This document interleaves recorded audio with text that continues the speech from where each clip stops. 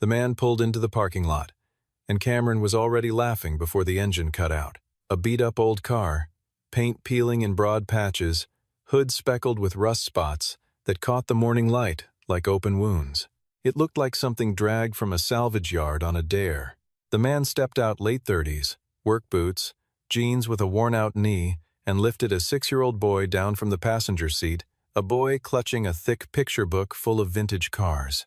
Cameron had said what he said loud enough for the whole showroom to hear. But 20 minutes later, the most powerful woman in the global luxury car collecting world was standing in that same parking lot, in front of that same battered old car, and she asked only one question. She asked it quietly, almost to herself. She asked, "Who built this?" If you want to know what happened when she got her answer, stay right here, because what followed will change the way you look at every quiet, ordinary person you have ever underestimated. Mason Hale was up at 6 that Saturday morning, same as every other morning. His garage was small, one bay, one overhead light, a radio older than most of the tools on his pegboard, and it smelled the way garages are supposed to smell, oil and metal, and something faintly like purpose. He was lying on his back under a neighbor's Ford pickup when Theo padded in from the house in his socks, the worn picture book already tucked under one arm and a half-eaten piece of toast in his free hand. Theo was 6 years old, and he knew the names of more vintage automobiles than most grown men who worked in dealerships. He had learned them the way children learn anything that lives close to something they love, by osmosis, by repetition, by sitting next to his father in a small garage for as long as he could remember and listening. Mason slid out from under the truck, sat up, and looked at his son. Theo's hair was going in 4 directions at once. He had toast crumbs on his chin. He was already pointing at a page in his book, ready to start the morning's first debate about whether the 1963 split-window Corvette was more beautiful than the 1967 Fastback. Mason wiped his hands on a shop rag and said they had the whole day, no jobs, no calls. Theo looked up from the page and said he wanted to go see the nice cars. Mason already knew that was coming. It was what they did on Saturdays when the world left them alone, drove down to whatever showroom was open, stood in the cool, air-conditioned light, and looked at things they had no intention of buying. It was not about wanting. It had never been about wanting. It was about Theo getting to stand in front of something beautiful and recognize it, name it, understand it. Mason thought that was worth a Saturday morning every single time. He pulled a clean shirt from the shelf above his workbench, locked the house behind them, and helped Theo up into the passenger seat. The car was a 1966 Ford Galaxie 500, and it looked every one of its years from the outside. The paint, what remained of it, was a kind of dusty navy blue that had long since given up its gloss. The rear bumper had a small dent near the right corner that Mason had never bothered to pull out. The driver's side mirror had a thin crack running diagonally across its face, sealed with a bead of clear adhesive. The hood seam was slightly darker than the rest of the body, where a patch of primer had been exposed for so long it had developed its own weathering. To anyone passing it on the street, it was simply an old car that had not been taken care of. To Theo, it was the best car in the world, and this had been his settled opinion since he was old enough to form one. Theo patted the dashboard twice before he opened his book, the way he always did, the way you greet an old friend. Mason backed out of the driveway, and they drove toward Hargrove Prestige Motors without hurrying, Theo reading aloud the specifications for a 1957 Mercedes Gullwing, while the early light came slant and gold through the passenger window and lay across the boy's hands in the pages of his book. Mason drove with one wrist on the wheel and the radio playing something low, and he listened to his son recite displacement figures and horsepower ratings and original factory color codes, and he thought, not for the first time, that this was a very good way to spend a Saturday morning. Hargrove Prestige Motors occupied a 2-story glass building on the commercial strip that ran along the western edge of the city, and on a Saturday morning it had the polished, expectant quality of a stage set just before the curtain goes up. The marble floors had been buffed to a mirror shine. A fresh arrangement of white orchids stood on the reception counter. Staff moved quietly between the display vehicles, a dark green Bentley Continental, a black Maserati Gran Turismo, a steel blue Aston Martin DB.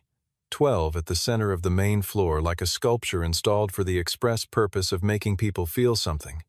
And every surface in the building had been brought to a state of readiness for the VIP group scheduled to arrive that afternoon.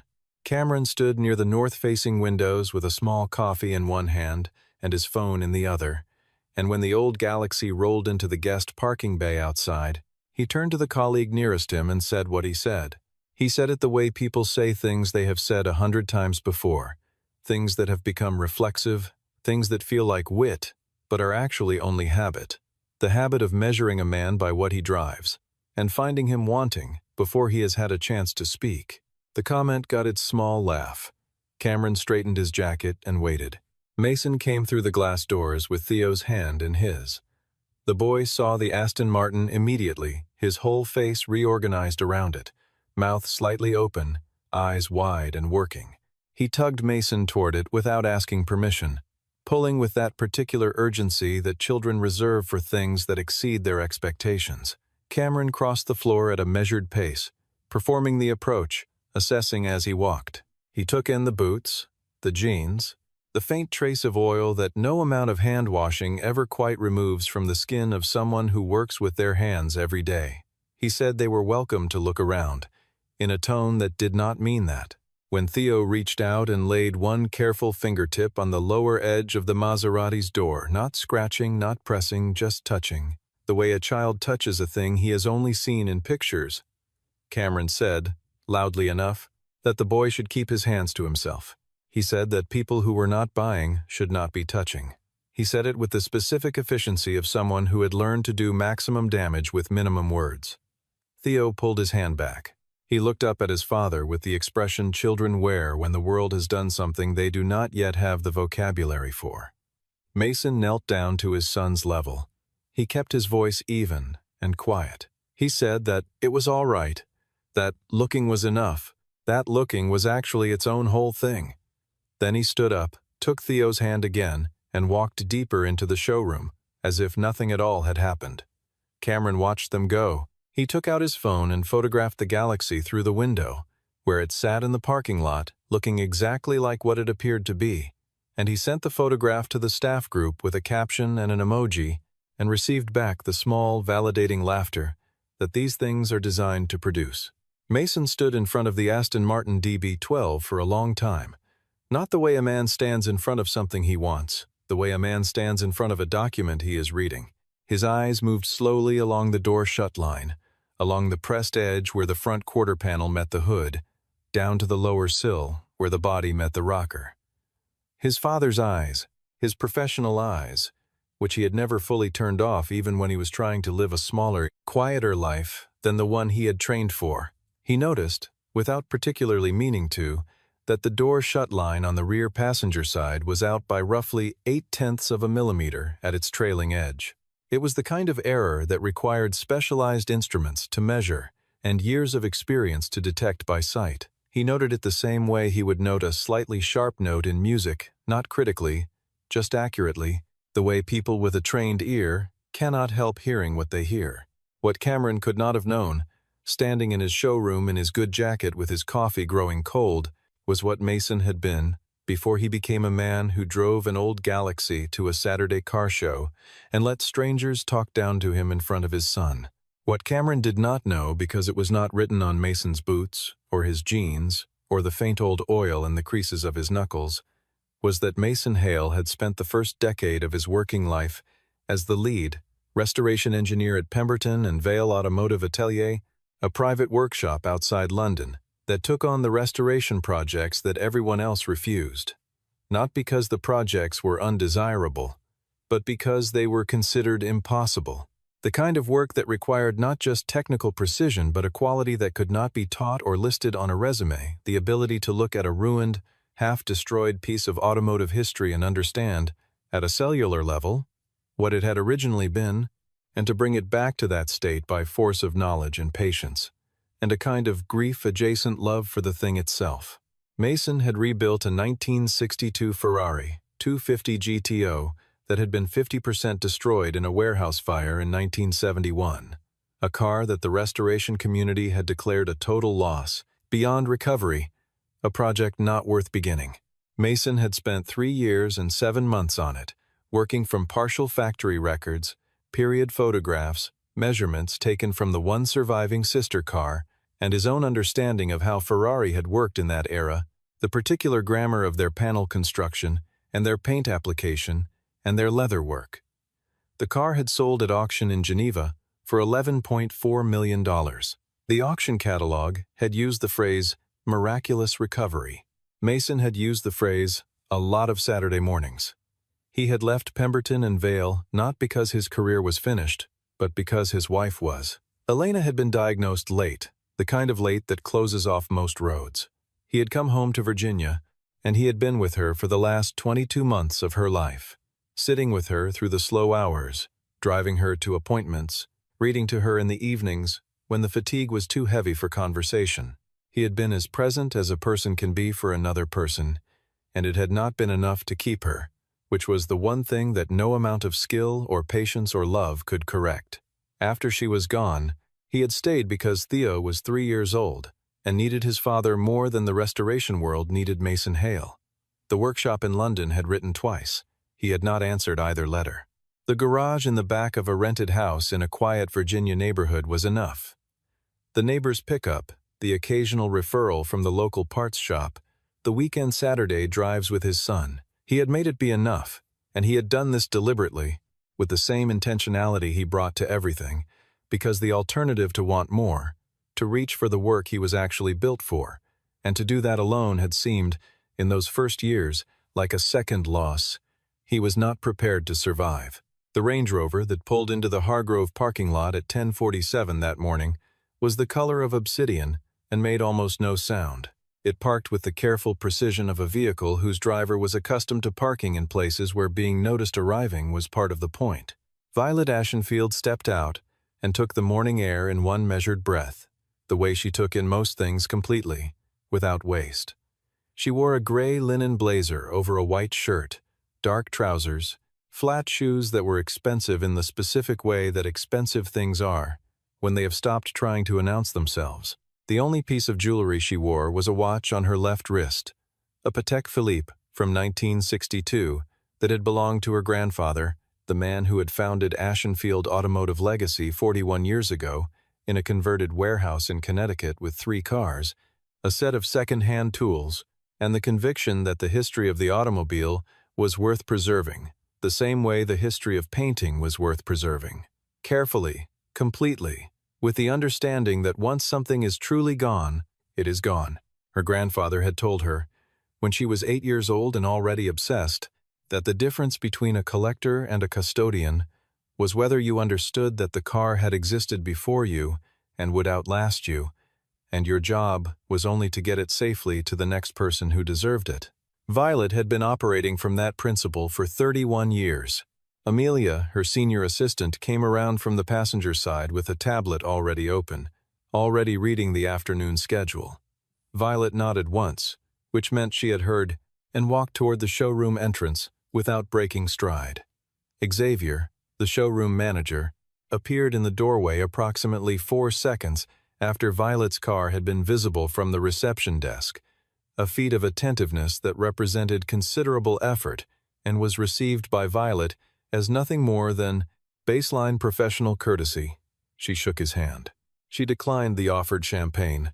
She said she was here to look at the DB12 4th Series configuration and that she had 15 minutes. Xavier smiled with the particular intensity of a man trying not to visibly sweat and led her inside. Violet's entry into a room had a quality that was difficult to describe but easy to feel. It was not loudness, she was not a loud person. It was density, perhaps. The sense that the space she occupied was being assessed in real time with instruments too fine to see. Her eyes moved across the showroom floor in a single broad sweep. The vehicles, the staff positions, the lighting angles, the condition of the marble, and then she saw Theo. The boy was crouched in front of the Bentley's rear wheel arch, nose about 6 inches from the spoked alloy, reading in a low, deliberate voice from his picture book, the way children read when they are using the text, as a kind of anchor for something they are observing directly. Violet stopped walking for 1 full second. The sensation she registered was not sentiment exactly. It was more like recognition. She had been that child. She had been the child who showed up in places she technically belonged, because her grandfather had told her she belonged everywhere that cars were, and she had brought her book as proof of her credentials, and she had read the specifications aloud to whichever adult would stand still long enough to listen. She began walking again, and then she saw the galaxy. It was the morning light that did it. The sun had come around to the north-facing windows and was lying full across the parking lot at the particular low angle of a mid-morning Saturday, and in that light, the old navy blue paint of the galaxy caught something it would not have caught at noon or in shade or under the flat white light of a service bay. What it caught was the shape, the underlying shape of the panels, the way each surface curved into the next, with an evenness, a consistency, a continuity that did not belong to a 1966 assembly line and did not belong to any restoration shop that used filler and sanding blocks and an eye for good enough. Violet stood still. Amelia, who had been with her for 6 years, recognized the pause and stopped talking mid-sentence. Violet looked at the car for 11 seconds. Then she walked outside without telling anyone she was going. She stood in front of the galaxy in the parking lot and did not touch it. She looked at the front quarter panel, the hood seam, the door face, the B-pillar, the rear quarter, the trunk lid. She crouched and looked at the rocker panel and the lower door edge. She stood and looked at the windshield surround. Then she said, to no one in particular, in the tone she used when she was thinking out loud, "That is hand-formed. That is all hand-formed." Amelia said her name once, quietly. Violet said nothing. She walked back into the showroom and looked at Xavier and asked him whose car was parked outside in the lot. The Galaxy, navy blue, the old one. Xavier did not know. He looked at Cameron. Cameron, who still had not processed the geometry of what was happening, said it belonged to some guy who had come in with his kid. He used a tone that, in the silence that followed, sounded like what it was. Violet looked at Cameron for 1.5 seconds, with no expression at all, which was somehow worse than any expression she could have worn. Then she asked where the man was. Mason was at the back of the showroom. Theo had fallen asleep against his shoulder sometime in the last 10 minutes. The particular sudden sleep of children who have been excited and are now crashing from it, and Mason was standing with his son's weight against him, holding Theo with one arm, looking at the technical specifications sheet framed beside the Aston Martin. Not the price, the specifications. He was reading the torque curve data with the quiet absorption of a man who finds this genuinely interesting. He heard her footsteps and looked up. She was not the kind of person you looked away from quickly. She said her name and asked if the galaxy outside was his. He said yes. She asked who had restored it. He said he had. There was a pause, not awkward, not empty, but the kind of pause that happens when someone is rapidly recalibrating based on new information. Then Violet Ashenfield said she had been looking at hand-formed automotive bodywork for 31 years, and she could count on one hand the craftsman who could produce a door panel radius of that consistency using only Prostat bark, traditional English wheel and hammer technique. She said one of the 2 people she knew who could do it at that level had died 8 months ago. She said the other had worked at Pemberton and Vale. She said, "Your name is Mason Hale." It was not quite a question. Theo stirred at that moment. He did not fully wake. He opened his eyes to a slit, looked at the unfamiliar woman with the expensive watch, looked at his father, and then pressed his face back into Mason's shoulder without a word. Mason said quietly that he should sleep, and the boy did. Violet watched this without commentary. Mason confirmed his name. She said she knew about the Ferrari 250 GTO. She said she knew about the Nakamura offer in 2018, the Bugatti Type 57 Atlantic, $4 million to produce a high-quality replica. She said she knew he had declined. Mason said that he did not make fakes. Violet said she knew that too, and that it was, in fact, the reason she was standing here talking to him rather than talking to any of the other people who had been on her list for the past 2 years. From somewhere near the reception desk came a small sound Cameron, setting a glass down with slightly too much force. Xavier, standing nearby, turned and looked at Cameron with an expression that required no translation. Violet did not look at either of them. She kept her eyes on Mason, and then she looked once, briefly, at the galaxy through the showroom glass. She asked how long it had taken him to build it. He said, 4 years. She asked if he had worked alone.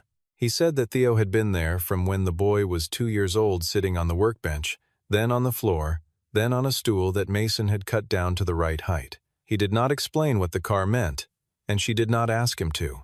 She asked if he would sell it. He said no. She said she would pay any price he named. He said the car did not have a price. She looked at him. He looked back. Then Theo, half asleep, mumbled from somewhere in the folds of Mason's shirt that she could not buy the car because his dad built it for him. The showroom went as quiet as a building can go when it still has air conditioning running and someone is still polishing something in the back. Violet looked at the boy for a moment. She said nothing. Then, for the first time in the conversation, the corner of her mouth moved. Cameron's full understanding of what had happened arrived in stages. The way bad news always arrives first, the fact, then the context, then the weight of the context pressing down on everything that had felt light and easy only an hour before. It arrived via his phone, via the staff group chat, where someone had found a link, a Rob Report feature from 2019, 4 pages, illustrated with photographs, headlined, "The Ghost Restorer, How One American Engineer Rebuilt a Ferrari No One Else Could Touch." There was a photograph of Mason, younger, standing in a London workshop in front of a cherry-red Ferrari 250 GTO, tool in hand, the kind of smile that appears on a person's face when they have finished something that should not have been possible. Cameron stood in the middle of the showroom floor with his phone in his hand and read the article in pieces. He read about Geneva. He read the $11.4 million figure. He read a quote from the Reinhardt Collection's director that said, simply, "We believed it was gone. We were wrong." He read a paragraph near the end of the piece in which a professor of automotive history at a British university described Mason Hale's approach to restoration as representing a standard of fidelity that the profession might not see again for a generation. Cameron scrolled back to the photograph. The man in the photo wore the same kind of jeans, the same kind of boots. He was standing in front of a car worth more than most buildings Cameron would ever walk into, and he looked like someone who had simply been doing his work and was glad it was finished. Cameron looked up from his phone and looked across the showroom at Mason, who was sitting now in one of the guest chairs near the coffee station, Theo still drowsing against his arm, the picture book sliding off the boy's knees. Mason was not looking at Cameron. Mason was not looking at anyone in particular. He was doing what he had been doing all morning, which was being entirely, quietly present for his son in the way of a man who does not require an audience for the things that matter to him most. Cameron felt something specific that he did not have an easy word for, not quite shame, not quite guilt, something more structural, like the floor shifting slightly under a weight it had not expected. Xavier appeared at his shoulder and asked him to come to the back. Cameron put his phone in his pocket and went.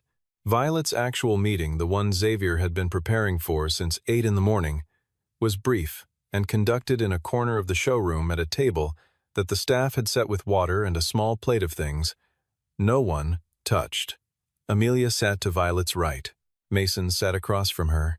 Theo, now fully awake, and having been led by Giselle, one of the junior floor staff, the only person in the building who had treated the boy with uncomplicated kindness from the moment he walked in, crouching down to show him things, letting him ask questions to look at the Rolls-Royce Cullinan parked near the side wall.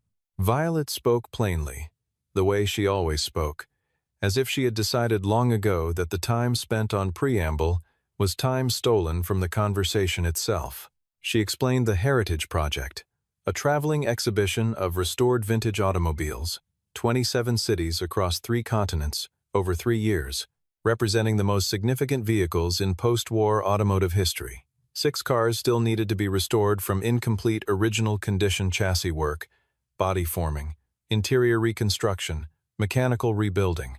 3 were in London, 2 in Stuttgart, 1 in Kyoto. She had been trying for 24 months to identify a master restorer who could take the project on. She had a short list of 4 names.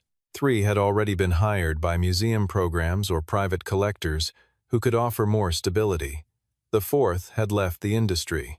She had come to Hargrove that morning to look at a DB12 for a client. The Galaxy had not been part of her plan. She said this last thing without apology or sentimentality, in the way that someone describes a fact. She asked if Mason would take the position of Master Restorer for the Heritage Project. 3-year contract. He would choose his workspace, set his working conditions, build whatever team he needed.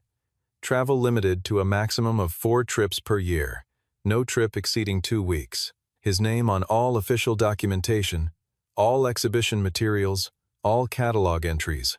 Salary by his proposal, not hers. Mason was quiet for a moment. He looked at the water glass. He said he had a 6-year-old son. She said she knew. He said the boy needed his father at home. She said she had designed the working conditions with that in mind. He said he needed to think about it. She said of course. She took a card from the inside pocket of her jacket. Heavy stock, single color, name and phone number, nothing else, and placed it on the table. She said there was no deadline. She stood. She added, without particular emphasis, almost as a closing observation, a man who spends 4 years rebuilding an old car alone, not to sell it, not to show it, just because it needed doing, that man needs to be working. Not at the level he has been working. She looked at the galaxy one final time through the glass. Then she walked out. The afternoon moved slowly through the showroom, the way afternoons do when the main thing has already happened. Violet's Range Rover left the parking lot without ceremony. The VIP group arrived at 2 in the afternoon and was led through the vehicles by Xavier, who performed his role with the professional smoothness of a man who has had time to compose himself and has made excellent use of it.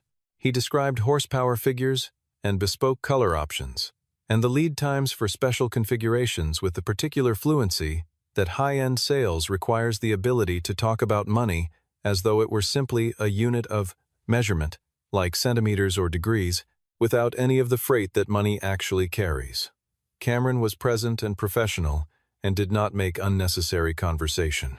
He sold a deposit on a Maserati to a man in a blue suit who had not needed much persuading, and he completed the paperwork with accuracy and care. And he was polite to the man's wife when she asked questions about the interior color options. He was doing his job. He would continue to do his job.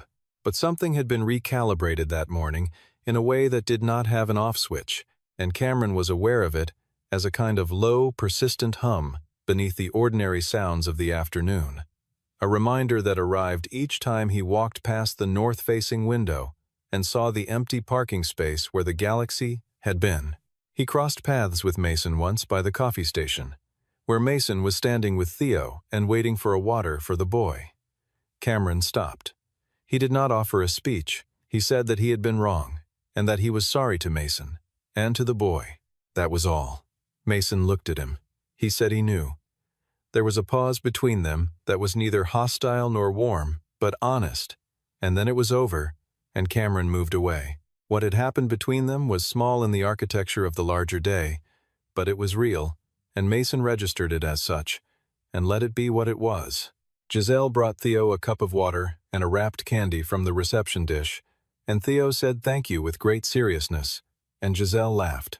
Mason watched his son accept this small kindness and offer it back in the form of a 6-year-old's formal gratitude, and he thought, as he often thought when watching Theo interact with the world, that Elena had given the boy something, some basic warmth, some ease with other people that Mason had never quite managed to install in himself, and that this was perhaps the most important restoration project he had ever been involved in, even if he had done relatively little of the work. They left at 3:30. Theo walked out ahead of Mason, moving toward the galaxy with the purposeful energy of a child who has saved up energy all afternoon and is now releasing it. He broke into a short run for the last few steps and slapped both palms flat against the passenger door, the way he always did. Not rough, not careless, but decisive, greeting the car the way he greeted the garage and the workbench and his father's shoulder. As a familiar and beloved thing, Mason unlocked the doors and lifted Theo in, and then stood for a moment by the driver's side in the afternoon light, one hand on the roof of the car. The paint was warm from the sun. He could feel, through his palm, the slight, imperceptible topography of the metal beneath the hand-worked surface that no machine process and no filler compound would ever replicate, the evidence of 4 years of Saturday mornings and Wednesday evenings, and the occasional all-night session when Theo was asleep and the work would not wait. He had never thought of it as a masterpiece. He had thought of it as a thing that needed to be done correctly, for its own sake, and for the sake of a boy who had told him, when Theo was 4 years old and Mason had explained what he was doing and why, that the car looked like something from a fairy tale. He had kept the old paint because of that. He had kept the dents and the cracked mirror and the worn chrome. He had done the invisible work and left the visible wear, because the truth of the thing was inside, and the inside was for the two of them. That night, after Theo was asleep, the picture book face down on his chest, his breathing slow and even, the small nightlight by the door, casting its familiar warm circle on the wall. Mason sat in the garage on the stool he had cut down to Theo's height and had never raised back up. The overhead light was on.